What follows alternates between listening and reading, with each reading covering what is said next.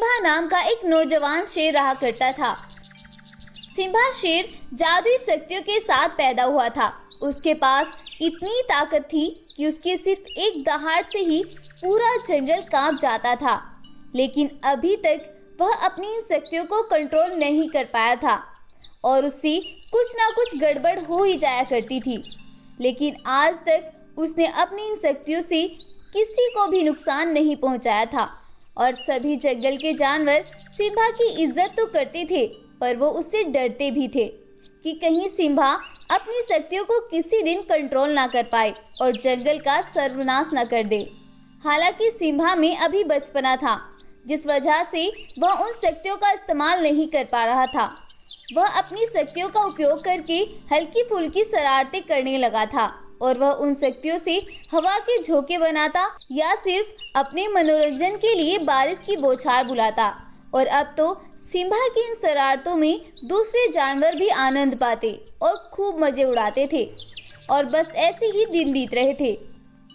लेकिन एक दिन सिम्बा जंगल के बीचों बीच छिपी हुई एक गुफा की खोज कर लेता है और जैसे ही वो गुफा के अंदर जाता है तो उसे तेज रोशनी के साथ चमकता हुआ ताज नजर आता है, जो कि काफी प्राचीन और रहस्यमयी ताज था।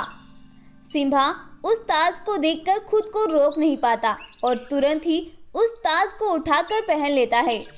लेकिन सिम्बा को यह नहीं पता था कि उस ताज के अंदर जादुई सफेद शेरों की एक सेना को बुलाने की क्षमता है और सिम्बा के उस ताज को पहनते ही उसके नीचे की जमीन गड़गड़ा उठी और एक बहुत तेज रोशनी वहां पर प्रकट हो जाती है।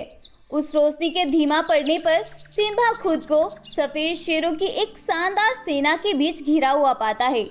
वो सभी शेर दूध की तरह चमक रहे थे और सिम्बा हैरानी से उनकी तरफ देखता है, क्योंकि ना जानते हुए भी अब वह उस विशाल सेना का सरदार बन चुका था।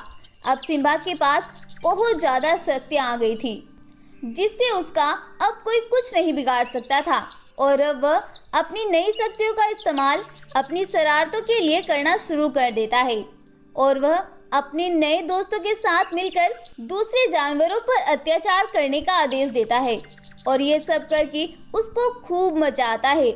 सभी जानवर उसकी इन हरकतों से अब परेशान होने लगे थे और जो विश्वास वो उस पर करते थे, अब वो लोग उससे डरने लग जाते हैं।